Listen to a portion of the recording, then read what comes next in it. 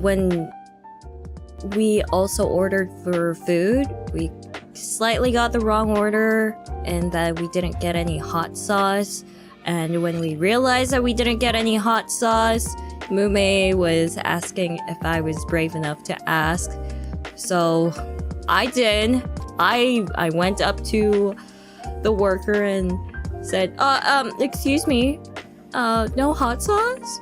Oh, where's the hot sauce? So we got the hot sauce and it was great. Yeah, my bird asked for no pickles.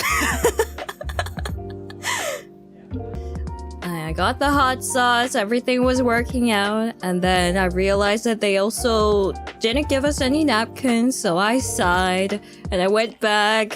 I said, excuse me, no napkins? What's going on? And I got napkins, and it was great. It was great.